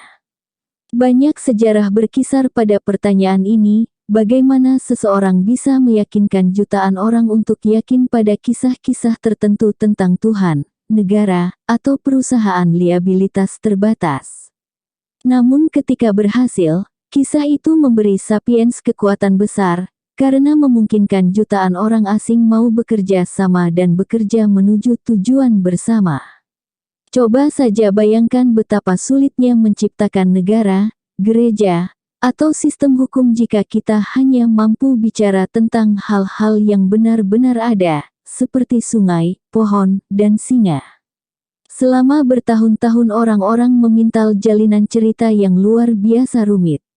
Dalam jalinan itu, fiksi-fiksi seperti Peugeot tidak hanya ada, tetapi juga mengakumulasi kekuatan besar. Jenis hal yang diciptakan orang dalam jalinan kisah-kisah itu dikenal di kalangan akademisi sebagai fiksi, konstruk sosial, atau realitas yang dibayangkan. Sebuah realitas yang dibayangkan bukanlah kebohongan. Saya bohong kalau saya mengatakan ada seekor singa dekat sungai ketika saya tahu sepenuhnya bahwa tidak ada singa di sana. Tidak ada yang istimewa tentang kebohongan. Monyet hijau dan simpanse bisa berbohong. Seekor monyet hijau misalnya, pernah diobservasi menyeru, "Awas, ada singa," ketika tidak ada seekor pun singa di sekitarnya. Peringatan itu dengan mudah menakutkan seekor monyet yang baru saja menemukan sebuah pisang, meninggalkan pembohongnya mencuri rezeki itu untuk dirinya. Tak seperti kebohongan, realitas yang dibayangkan adalah sesuatu yang dipercaya setiap orang, dan sepanjang kepercayaan bersama itu ada, realitas yang dibayangkan mendatangkan kekuatan di dunia. Pematung Gua Stadel mungkin saja secara jujur meyakini keberadaan arwah penjaga manusia singa itu. Sebagian dukun adalah penipu, tetapi sebagian besar secara jujur meyakini keberadaan Tuhan dan setan. Sebagian besar miliuner secara jujur percaya akan keberadaan uang dalam perusahaan liabilitas terbatas. Sebagian besar aktivis hak asasi manusia secara jujur meyakini adanya hak-hak asasi manusia. Tak seorang pun berbohong ketika pada 2011, Perserikatan Bangsa-Bangsa PBB menuntut agar pemerintah Libya menghormati hak-hak asasi manusia warganya, sekalipun PBB, Libya, dan hak-hak asasi manusia semuanya adalah isapan jempol dari imajinasi kita yang subur. Sejak munculnya revolusi kognitif, sapiens dengan demikian hidup dalam realitas ganda. Di satu sisi, realitas objektif sungai, pohon, dan singa, dan di sisi lain, realitas yang dibayangkan tentang Tuhan, negara, dan korporasi. Seiring berjalannya waktu, realitas yang dibayangkan menjadi semakin kuat, sehingga kini sungai-sungai, pohon, dan singa yang bertahan bergantung pada kemurahan entitas yang dibayangkan seperti Tuhan, negara, dan korporasi. Memintas genom. Kemampuan untuk menciptakan realitas yang dibayangkan dengan kata-kata memungkinkan banyak orang asing bisa bekerja sama secara efektif. Namun, ia juga menghasilkan sesuatu yang lebih besar. Karena kerja sama manusia dalam skala besar didasarkan pada mitos, cara orang bekerja sama bisa diganti dengan mengganti mitosnya, dengan menceritakan kisah yang berbeda. Dalam keadaan yang tepat mitos bisa berubah sangat cepat. Pada 1789, populasi Prancis beralih dalam sekejap dari mempercayai mitos hak ilahiyah raja ke mempercayai mitos kedaulatan rakyat. Akibatnya, sejak munculnya revolusi kognitif, Homo sapiens bisa merevisi perilakunya dengan cepat sesuai kebutuhan yang berubah-ubah. Ini membuka jalur cepat evolusi kultural, memintas kemacetan-kemacetan lalu lintas evolusi genetika. Menyusuri jalur cepat ini, Homo sapiens segera jauh mengungguli semua spesies manusia dan binatang lain dalam hal kemampuan untuk bekerja sama. Perilaku binatang-binatang sosial lainnya sebagian besar ditentukan oleh gen mereka. DNA bukanlah otokrat. Perilaku binatang juga dipengaruhi faktor-faktor lingkungan dan kebiasaan-kebiasaan individu. Bagaimanapun, dalam satu lingkungan tertentu, binatang-binatang dari spesies yang sama cenderung berperilaku dengan cara yang sama. Perubahan-perubahan signifikan dalam perilaku sosial tidak bisa terjadi, pada umumnya, tanpa mutasi gen. Misalnya, simpanse-simpanse biasa memiliki kecenderungan genetik untuk hidup dalam kelompok-kelompok hierarkis yang dipimpin oleh seekor jantan alfa. Spesies yang terhubung dekat dengan simpanse, bonobo, biasanya hidup dalam kelompok-kelompok yang lebih egaliter, yang didominasi oleh aliansi-aliansi betina. Simpanse-simpanse betina biasa tidak bisa mengambil pelajaran dari kerabat mereka, bonobo, dan kemudian melancarkan revolusi feminis. Simpanse-simpanse jantan tidak bisa berkumpul dalam majelis konstitusi untuk menghapuskan kantor jantan alfa dan mendeklarasikan bahwa dari sini semua simpanse diperlakukan setara. Perubahan-perubahan dramatis dalam perilaku semacam itu hanya terjadi jika sesuatu berubah dalam DNA simpanse. Dengan alasan yang sama, manusia-manusia kuno tidak menginisiasi revolusi apapun. Sejauh yang bisa kita ceritakan, perubahan-perubahan pola-pola sosial, penemuan teknologi baru dan penempatan habitat-habitat asing menghasilkan mutasi-mutasi genetik dan tekanan lingkungan lebih dari inisiatif kultural. Itulah mengapa manusia butuh ratusan tahun untuk mencapai langkah ini. 2 juta tahun lalu, mutasi-mutasi gen menghasilkan munculnya spesies manusia baru yang disebut Homo erectus. Kemunculannya disertai perkembangan teknologi alat baru, yang kini dikenali sebagai ciri khas spesies ini. Selama Homo erectus tidak mengalami perubahan genetik lebih lanjut, alat-alat batu kurang lebih tetap seperti sama selama hampir 2 juta tahun. Secara kontras, sejak adanya revolusi kognitif, sapiens mampu mengubah perilaku mereka dengan cepat, meneruskan perilaku-perilaku baru ke generasi berikutnya tanpa perlu perubahan genetik maupun lingkungan. Satu contoh yang sangat bagus, lihatlah perulangan kaum elite tak beranak, seperti kepastoran Katolik, ajaran monastik Buddha dan birokrasi orang Kasim China. Eksistensi orang-orang elite semacam itu berlawanan dengan prinsip-prinsip paling fundamental dari seleksi alam karena para anggota dominan masyarakat itu secara sukarela meninggalkan peran sebagai ayah. Kalau jantan alfa simpanse menggunakan kekuasaannya untuk berhubungan seks dengan sebanyak mungkin betina, dan konsekuensinya menjadi ayah dari barisan muda dalam jumlah besar, jantan alfa Katolik abstain sepenuhnya dari hubungan seksual dan perawatan anak. Pilihan abstain itu bukan akibat dari kondisi lingkungan yang unik seperti kelangkaan pangan yang parah atau keinginan pasangan potensial. Bukan pula hasil dari perilaku tertentu akibat mutasi genetik. Gereja Katolik telah bertahan selama berabad-abad, tidak dengan memintas gen selibat dari satu paus ke paus berikutnya, melainkan dengan cerita-cerita perjanjian baru dan hukum kanon Katolik. Dengan kata lain, sementara pola-pola perilaku manusia kuno bersifat tetap selama puluhan ribu tahun, sapiens bisa mentransformasi struktur-struktur sosial, sifat hubungan interpersonal, dan sejumlah besar perilaku lain hanya dalam waktu 1 atau 2 dekade. Bayangkan seorang warga Berlin, yang lahir pada 1900 dan hidup selama 100 tahun. Dia menghabiskan masa kanak-kanaknya dalam Imperium Hohenzollern Wilhelm II, tahun-tahun dewasanya berada di bawah Republik Weimar, rezim Third Reich Nazi dan Jerman Timur komunis, dan dia meninggal sebagai seorang warga Jerman bersatu yang demokratis. Dia berhasil menjadi bagian dari 5 sistem sosiopolitik yang berbeda walaupun DNA-nya tetap benar-benar sama. Inilah kunci dari sukses sapiens. Dalam perkelahian 1 lawan 1, seorang Neanderthal mungkin akan mengalahkan sapiens. Namun dalam konflik ratusan orang, Neanderthal tidak akan mampu bertahan. Neanderthal bisa berbagi informasi tentang keberadaan singa, tetapi mereka mungkin tidak akan bisa menceritakan dan merevisi cerita tentang arwah suku. Tanpa kemampuan mengarang fiksi itu, Neanderthal tidak mampu bekerja sama secara efektif dalam jumlah besar, juga tidak mampu menyesuaikan perilaku sosial mereka dengan tantangan-tantangan yang berubah dengan cepat. Meskipun kita tidak bisa masuk ke dalam pikiran Neanderthal untuk memahami bagaimana cara berpikir mereka, kita punya bukti tidak langsung tentang keterbatasan kognisi mereka dibandingkan dengan rival sapiensnya. Para arkeologis yang menggali situs-situs sapiens yang berusia 30.000 tahun di jantung Eropa sesekali menemukan di sana kerang-kerang laut dari pesisir Mediteran dan Atlantik.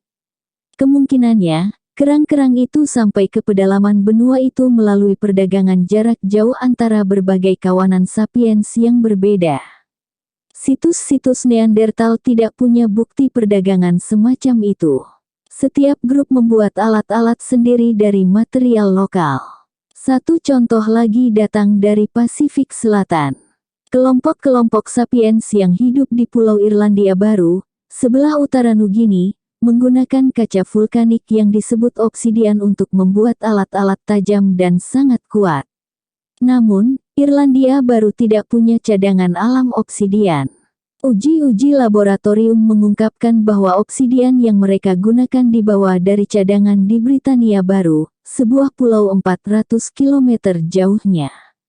Sebagian dari penghuni pulau-pulau ini pasti navigator ulung yang berdagang dari pulau ke pulau menempuh jarak yang jauh.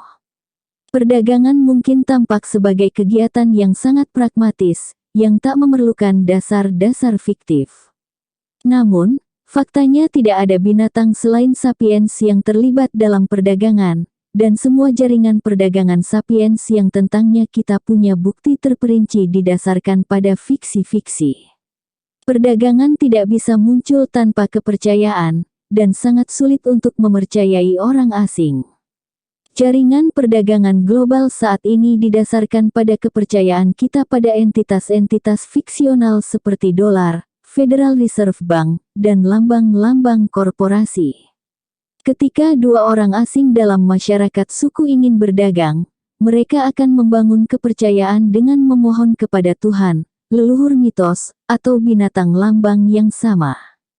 Jika sapiens kuno yang meyakini fiksi-fiksi semacam itu memperdagangkan kerang dan obsidian, maka masuk akal bahwa mereka juga bisa memperdagangkan informasi, dan karena itu menciptakan jalinan pengetahuan yang lebih padat dan lebih luas ketimbang yang dimiliki Neandertal dan manusia-manusia kuno lainnya. Teknik berburu memberikan ilustrasi perbedaan-perbedaan ini. Neandertal biasanya berburu sendirian atau dalam kelompok-kelompok kecil. Sapiens, di sisi lain mengembangkan teknik-teknik yang bertumpu pada kerja sama berpuluh-puluh individu, dan mungkin bahkan antar kawanan. Satu metode yang sangat efektif adalah mengepung seluruh kawanan binatang, seperti kuda liar, kemudian memburunya dalam ngarai yang sempit, yang dengan mudah menghabisinya secara massal. Jika semua berjalan seperti rencana, kawanan-kawanan manusia itu akan memanen berton-ton daging, lemak, dan kulit binatang dalam upaya kolektif di satu sore saja, dan entah mengkonsumsi harta ini dalam pesta besar, atau mengeringkan, mengasapi atau, di area-area Arktik membekukannya untuk dimakan lain waktu. Para arkeolog menemukan situs-situs di mana seluruh kawanan binatang dibantai setiap tahun dengan cara itu. Bahkan, ada situs-situs di mana pagar-pagar dan penghalang didirikan dalam rangka menciptakan perangkap artifisial dan lahan pembantaian. Kita mungkin berasumsi bahwa Neandertal tidak senang melihat lahan perburuan tradisional mereka berubah menjadi lahan pembantaian yang dikuasai sapiens. Namun, jika kerusuhan meletus antara kedua spesies itu, nasib Neandertal tidak terlalu lebih baik dari kuda-kuda liar. 50 Neandertal yang bekerja sama dalam pola-pola tradisional yang statis bukanlah tandingan bagi 500 sapiens yang lincah dan inovatif. Dan andai pun sapiens kalah di babak pertama, mereka bisa dengan cepat menemukan tipu daya yang memungkinkan mereka menang lain waktu. Apa yang terjadi dalam revolusi kognitif? Kemampuan menyampaikan informasi dalam jumlah lebih besar tentang dunia yang mengelilingi Homo sapiens. Merencanakan dan melaksanakan aksi-aksi rumit, seperti menghindari singa dan memburu bison. Kemampuan menyampaikan informasi dalam jumlah lebih besar tentang hubungan sosial sapiens. Kelompok yang lebih besar dan lebih kohesif, berjumlah sampai 150 individu. Kemampuan menyampaikan informasi tentang hal-hal yang tidak benar-benar ada, seperti arwah, negara, perusahaan liabilitas terbatas, dan hak-hak asasi manusia. A. Kerja sama di antara orang asing dalam jumlah sangat besar. B. Inovasi pesat perilaku sosial, sejarah dan biologi. Besarnya keragaman dari realitas yang dibayangkan yang ditemukan sapiens, dan keragaman pola-pola perilaku yang dihasilkannya, adalah komponen utama dari apa yang kita sebut budaya. Begitu muncul, budaya-budaya itu tak pernah berhenti berubah dan berkembang, dan perubahan-perubahan yang tak terhentikan inilah yang kita sebut sejarah. Revolusi kognitif dengan demikian adalah titik di mana sejarah mendeklarasikan kemerdekaannya dari biologi. Sampai dengan revolusi kognitif, Perbuatan-perbuatan semua spesies manusia berada dalam ranah biologi, atau jika Anda lebih menyukai prasejarah, saya cenderung menghindari istilah prasejarah karena itu secara keliru membawa makna, bahkan sebelum revolusi kognitif manusia ada dalam kategorinya sendiri. Sejak revolusi kognitif dan seterusnya, narasi-narasi sejarah menggantikan teori-teori biologi sebagai sarana utama kita dalam menjelaskan perkembangan Homo sapiens. Untuk memahami munculnya Kristianitas atau revolusi Prancis, tidak cukup dengan memahami interaksi gen-gen, hormon-hormon, dan organisme-organisme. Diperlukan pula untuk mempertimbangkan interaksi ide-ide, gambar-gambar, dan fantasi-fantasi.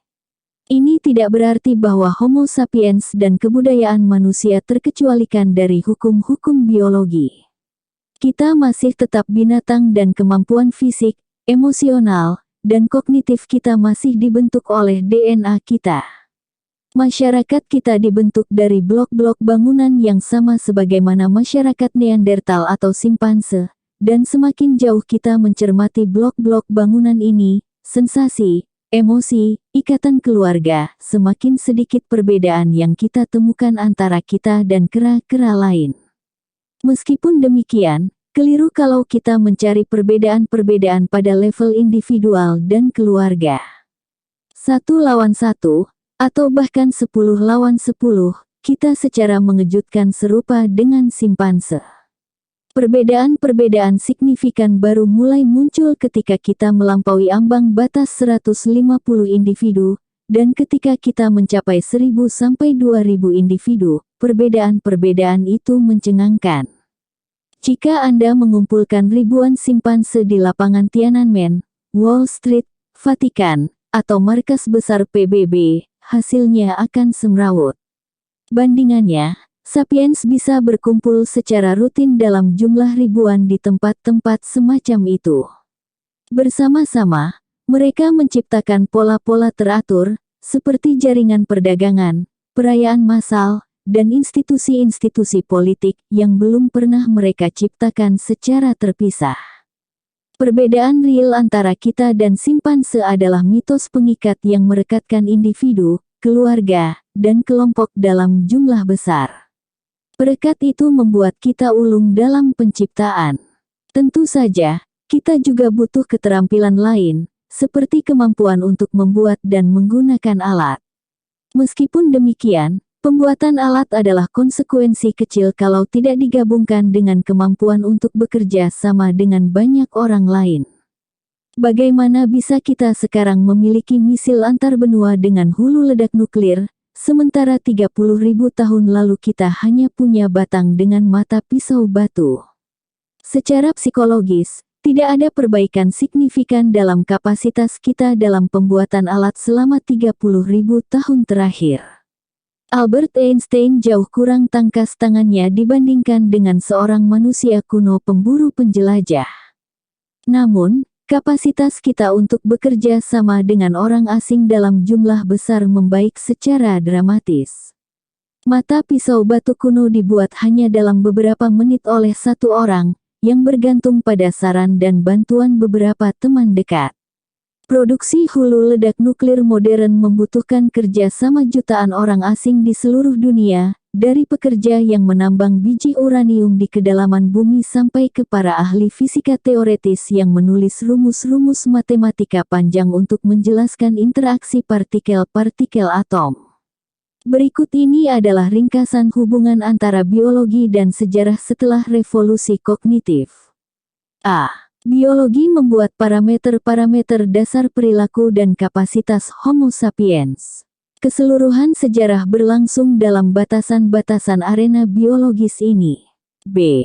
Meskipun demikian, area ini luar biasa besar, memungkinkan sapiens memainkan ragam permainan yang mencengangkan.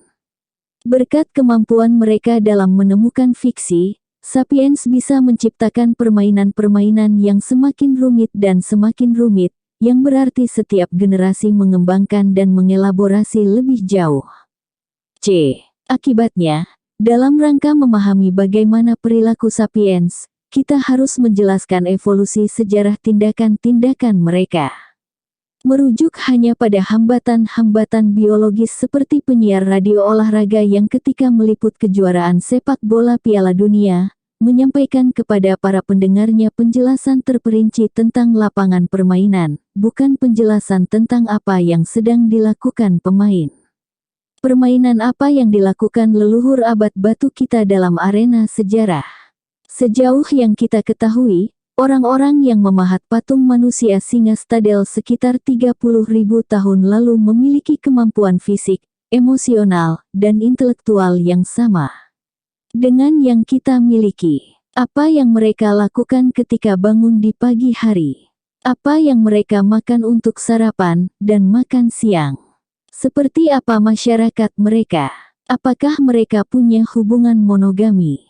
Apakah mereka melakukan upacara, punya aturan-aturan moral, melakukan kontes olahraga, dan ritual-ritual keagamaan? Apakah mereka berperang? Bab selanjutnya akan mengintip apa di balik tirai abad-abad yang menjelaskan seperti apa kehidupan dalam milenium-milenium pemisah antara revolusi kognitif dan revolusi pertanian.